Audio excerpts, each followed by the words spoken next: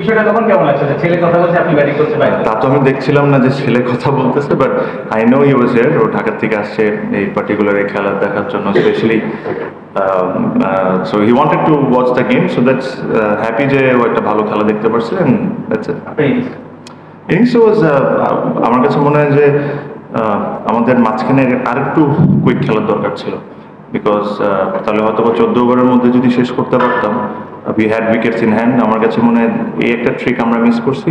Other than that the batting was okay, good.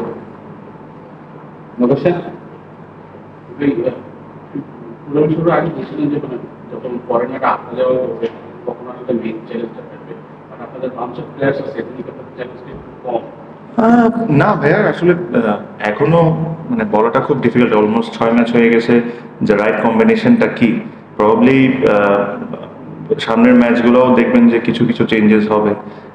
It's very important for a team to find the right combination, যত তাড়াতাড়ি সম্ভব হয়। আমাদের টিমগুলো যদি দেখেন প্রথম 2-3টা ম্যাচে প্রিটি মাচ সিমিলার ছিল, দেন 2টা বড় চেঞ্জ ছিল, Myers and Shaheen, and then it is. So for today's game the combination was good. Maybe tomorrow's game you will see something different. আপনি বরাবরই বড় ইনিংস খেলেন, চট্টগ্রামে বড় ইনিংস খেলেন। চট্টগ্রাম অনেক ব্যাটারদেরই আসলে পছন্দের জায়গা। চট্টগ্রামের এই পার্টিকুলার উইকেটগুলোতে আসলে কি থাকে ব্যাটার? না, উইকেটস হ্যাভ, মানে উইকেট জেনারেলি এই টুর্নামেন্টে হ্যাজ বিন ভেরি গুড। আপনি যদি মিরপুরের কথা চিন্তা করেন, plus Sylhet was amazing, and then Chittagong was good. The good thing was the boundary was good. The boundary size was good. This is how it should be. কারণ আজকে দেখছেন যে অনেকগুলো ক্যাচ হয়েছে বাউন্ডারিতে। সো এই জিনিসটা থাকা উচিত, আর আমার কাছে মনে হয় this is the right size. এই সাইজে খেলা উচিত রাদার দেন 52-53 মিটার। হ্যাঁ, প্রচুর সাপোর্টার আসলে সাপোর্ট করছিল, দেখছিলাম। যদিও বরিশালের খেলা মানে চট্টগ্রামের খেলাটা তারপরে সাপোর্ট করছিল লোকাল ক্রাউডদের দিকে। আসলে আমরা অসম্ভব লাকি যে ফ্র্যাঞ্চাইজির জন্য আমরা খেলি। আমরা আসলে যেখানেই যাই না কেন, চিটাগং, ঢাকা, সিলেট, আমরা সবসময় একটা ভালো ক্রাউড পুল করি। আপনি যদি দেখেন এখন পর্যন্ত 6টা ম্যাচে প্রত্যেকটা ম্যাচেই কিন্তু আমাদের ক্রাউড আসছে। So it's a fantastic thing.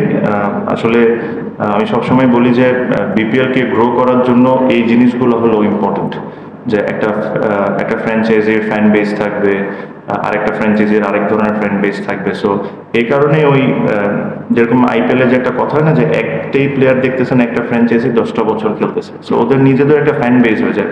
But unfortunately আমাদের বিপিএলে ইন দ্য পাস্ট হয়তো বা 2 বছর একরকম টিম ছিল, অ্যান্ড দেন রুলস চেঞ্জেস, আবার চেঞ্জ হয়ে যায়। তো এই জিনিসটাকে যদি ধরে রাখা যায় তাহলে ওই ফ্যান বেসটা ক্রিয়েট হবে। আপনি দেখছেন যে বরিশালের ফ্যান বেসটা ইজ ভেরি স্ট্রং। প্লিজ। আপনি তো অলরেডি একটা ঘোষণা দিয়ে দিয়েছেন আপনার ক্যারিয়ারের শেষ, মানে ইন্টারন্যাশনাল ক্রিকেট খেলবেন না। আমরা আশা করি ফ্রেন্ডলি ক্রিকেট আপনি চালিয়ে যাবেন, ডোমেস্টিক ক্রিকেটও। বাইরে ক্রিকেট প্রফেশনে আপনার আশা আকাঙ্ক্ষার কথা শোনা যায়, এটা কি আসলে বলার মতো অবস্থা আছে? এই মুহূর্তে নাই ভাই বলার মতো অবস্থায়। হ্যাঁ, আমি চেষ্টা করব যতদিন, এখন তো রিটায়ার্ড, সো লেজেন্ডস লিগের জন্য কোয়ালিফাই করবো। সো ওইসব খেলবো, যদি প্রিমিয়ার লিগটা হয় সময় মতো ওটা খেলবো, আর ইনশাল্লাহ যদি ফিট থাকি তাহলে বিপিএল খেলতে যতটুকু পারি খেলতে থাকবো।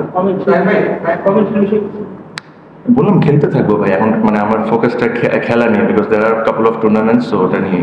ভাই যদি একটু বলে, সেটা হচ্ছে যেহেতু মাঝখানে ঘটেছে, আপনার মধ্যে কাজ করেছে, আপনি টুইট করেছেন, শুধুমাত্র চ্যাম্পিয়ন্স ট্রফি না, যে ন্যাশনাল ক্রিকেট টুইট করেছেন, পাশাপাশি কি কাজ করেছেন যে আপনি খেলবেন না? This is not the place to talk. This is not the place. Okay, thank you very much. Thank you.